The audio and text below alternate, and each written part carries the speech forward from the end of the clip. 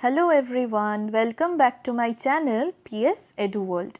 In today's video, I will be discussing about evolution.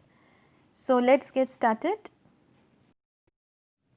We know that living organisms take birth, grow old and ultimately die. This is the life history of any organism.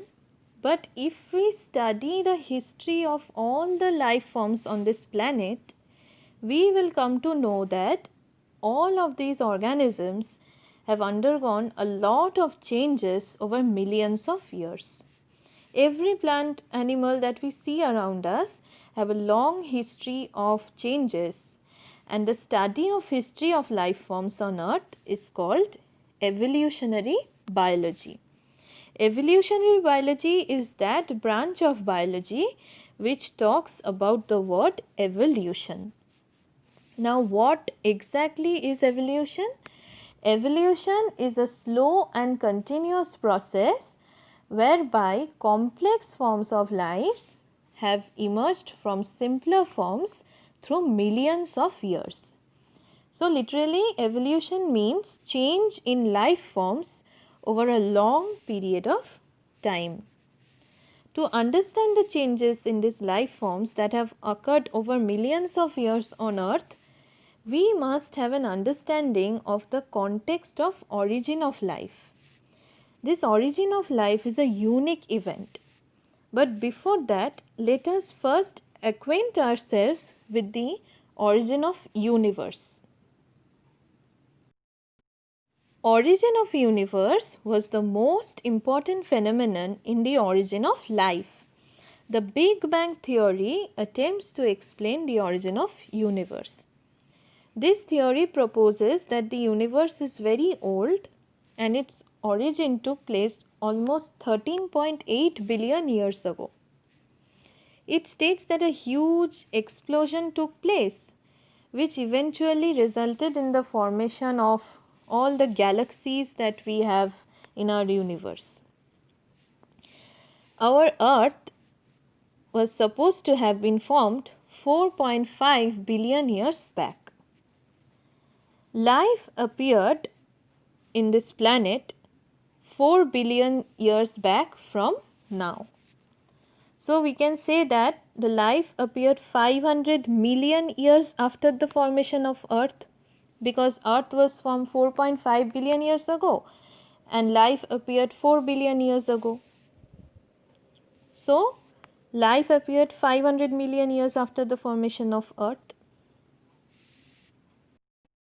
Theories on the origin of life. Now, there are several theories related to the origin of life on this planet. The most important theory is the theory of chemical evolution, or Oparin-Haldane hypothesis. Two scientists, Oparin and Haldane, told that life emerged from simple inorganic molecules. That is, formation of complex organic molecules from simpler inorganic molecules through chemical reactions. They said that the conditions at that time changed these inorganic molecules to complex organic molecules which are necessary for life. At that time, the conditions were like there was high temperature, there were frequent volcanic eruptions, reducing atmosphere was there containing methane, ammonia. Early atmosphere was reducing, unlike present oxidizing atmosphere, because it had no free oxygen. So, they proposed that the energy and the stimulus were provided to these chemical reactions by these conditions which were present on earth at that time. And this process is also called abiogenesis, which means origin of life from non-living matter. Based on the hypothesis proposed by Oparin and Haldane, two scientists, Urey and Miller, performed an experiment creating conditions in laboratory similar to early Earth. We all know about water cycle. Liquid water evaporates into water vapor, condenses to form clouds and precipitates back to earth in the form of rain. So, water cycle shows the continuous movement of water within earth and atmosphere. This experimental setup is quite similar to water cycle, you will be able to relate. Miller sealed in a spark chamber a mixture of water, methane, ammonia and hydrogen gas.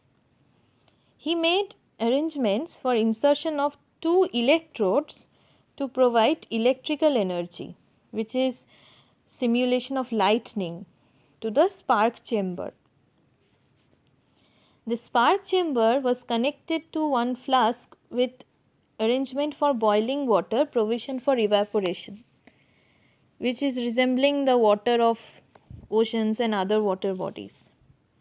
The other end of the spark chamber was connected to a tube that passed through a condenser, an arrangement for condensation and collection of aqueous solution equivalent to rain. The tube in turn was connected with the flask for boiling water, arrangement for circulation. So, after few days, what did they observe? A significant amount of simple organic compounds began to appear in the aqueous sample of the experimental set. So, certain conditions in the atmosphere gave rise to complex molecules, which eventually gave rise to the first ever living organism on earth. Theories of organic evolution. There are two main theories of evolution. One, Lamarck's theory of evolution. Two, Darwin's theory of evolution. Lamarck's theory or Lamarckism. Lamarck's theory of evolution was proposed by French biologist Lamarck. This theory was based on the principle that all the physical changes occurring in an individual during its lifetime are inherited by its offspring. That is, the development of an organ takes place when used many times. An organ may reduce or vanish if it is not in use. This theory was discussed in a book called Philosophie Zoologique by Lamarck. Lamarck's assumptions were new needs and their effects. Slight change in environment could bring about a change in an organism. Use and disuse of organs. Organs which are used seldom or seldom used are lost in successive generations. Organisms driven to greater complexity. Complex organisms developed from simpler organisms. Inheritance of acquired characters.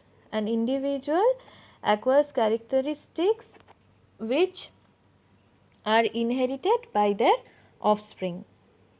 Examples of Lamarckism: evolution of giraffe, snake, cave dwellers. Best example of Lamarck's theory is evolution of giraffe. In case of a giraffe, Lamarck believed that giraffes once had short necks that got progressively longer as members of each subsequent generation stretched their necks as long as they could, so that they could reach high branches. So, according to him, giraffes developed an elongated neck. In doing so, Lamarck believed that each generation would grow slightly longer necks and pass that trait on to their offspring. Out of all the assumptions, use and disuse and inheritance of acquired characters have been widely accepted. Use and disuse, what does this mean? Environment requires excessive use of an organ, then that organ becomes bigger. For example, long neck of giraffe. If the environment does not require use of an organ, that organ shrinks and disappears. For example, wings of penguin. The second part of Lamarck's mechanism for evolution involved the inheritance of acquired traits or characters. He believed that traits changed or acquired over an individual's lifetime could be passed down to its offspring. Giraffe that had acquired long necks would have offspring with long necks. This type of inheritance is also sometimes referred to as Lamarckian inheritance. Darwin's theory or Darwinism. Charles Darwin was an English naturalist. His theory was published in a book called The Origin of Species.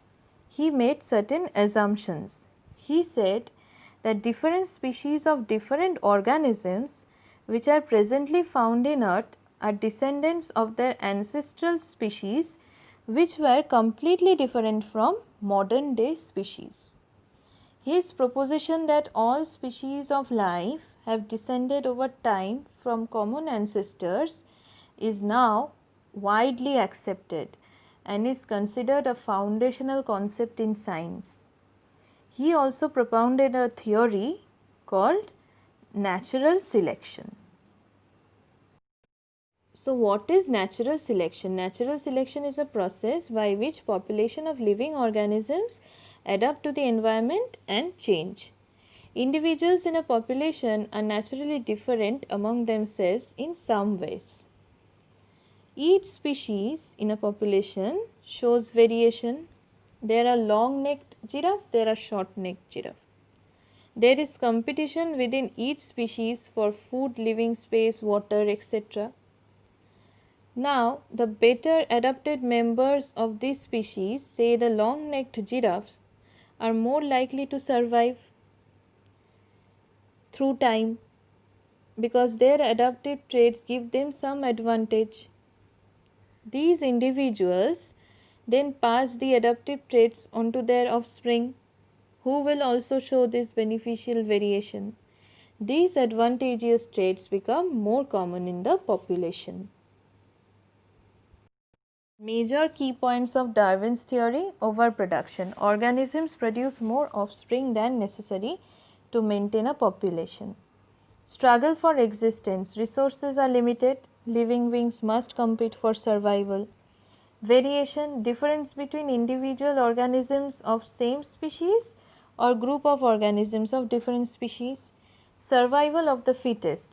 Continued existence of organisms which are best adapted to their environment with the extinction of others.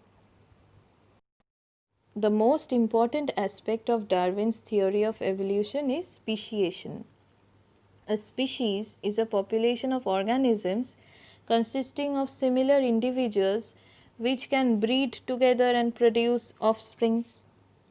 So, the process by which new species develop from existing species is termed as speciation.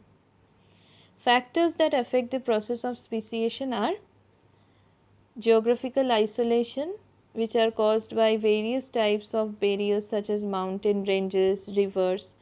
This leads to reproductive isolation, due to which there is no flow of gene between separated groups of population. Then there is another term known as genetic drift, which is caused by drastic changes in the frequencies of particular genes by chance. And then there is natural selection, variations caused in individuals due to natural selection. Evidences for the theory of evolution: paleontological evidences or fossil evidence, homologous organs, analogous organs. Fossils provide evidence for evolution. The remains of dead plants or animals that lived in the remote past are known as fossils. For example, a fossil bird called Archaeopteryx looks like a bird, but it has many other features which are found in reptiles. This is because Archaeopteryx has feathered wings like those of birds, but teeth and tail like those of reptiles. It is a connecting link between the reptiles and birds, and hence suggests that the birds have evolved from reptiles. Thus, fossils provide evidence that the present animals and plants have originated from previously existing ones through the process of continuous evolution. Homologous organs and analogous organs. Homologous organs are defined as the organs of different animals that are having a similar structure but differ in their functions. The structure of the two different animals resemble, but the functions of their organs vary. For example, homologous organs are the four limbs of frog, man, flippers of whale. The structure of these animals are same, but they function in a different manner. The flippers are used for swimming, the four limbs of frogs are used for jumping, four limbs of man are used for writing, eating, etc. Having a similar structure shows that all these animals have a common ancestor. Analogous organs. Analogous organs are defined as the organs of different animals that are having different structure but perform the same function. For example of analogous organ is the wings of insect and wings of bird. The structure of wings of bird has bones covered by flesh, skin and feathers. The wings of insect is an extension of integument, but in both the cases the wings are used for flying. These organisms would have to adapt to the same ecological niche as other organisms, hence they may have evolved analogous organs. Convergent and divergent evolution. Convergent evolution. Similar parts of different organisms are modified for same purpose, like fish's fin and whales, flippers. Divergent evolution. Same organs of different organisms become adapted to different environment to perform different functions. For example, limbs of vertebrates. Evolution should not be equated with progress. There is no real progress in the concept of evolution. Evolution is just the production of diversity of life forms. So, when a new species is formed, it is not necessary that the old species will disappear from earth. It will all depend on the environment. Also, it is not necessary that the newly formed species will be way better than the older ones.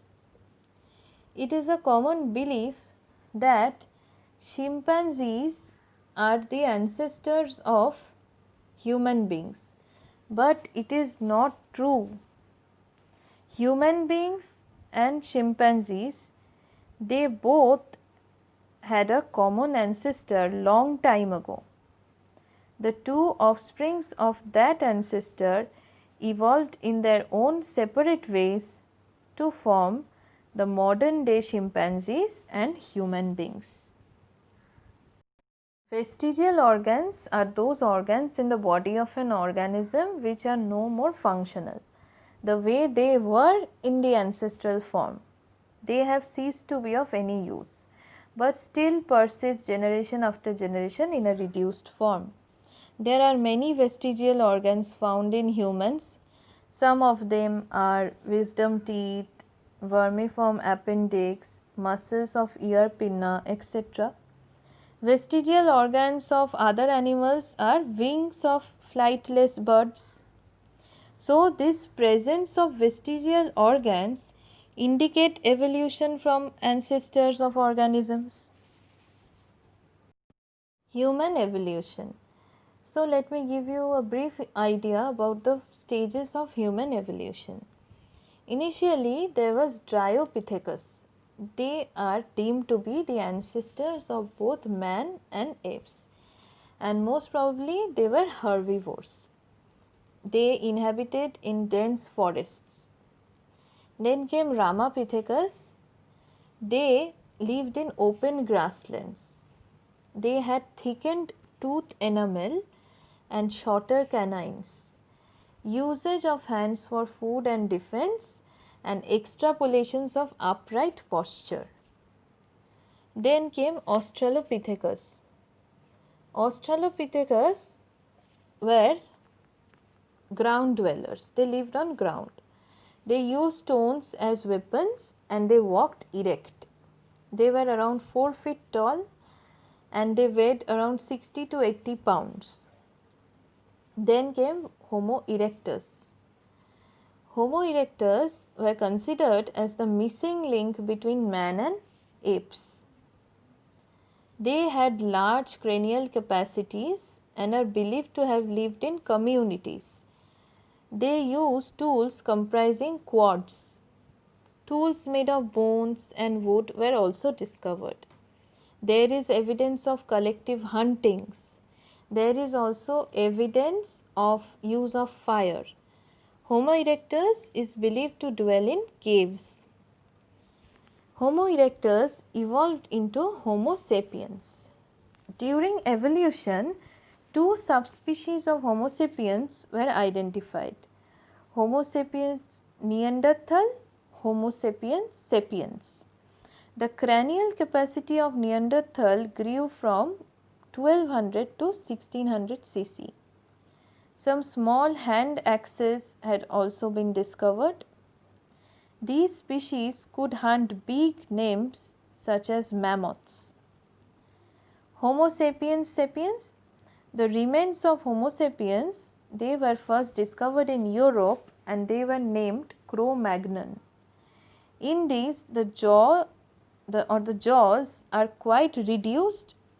The modern man's chin appeared and the skull was rounded. Their cranial capacity was around 1350 cc. They gathered food through hunting. So, this is how evolution took place. So, the lecture ends here. Hope you have liked the video. Stay tuned to our channel as we will be uploading more educational videos. Till then, take care. Bye bye.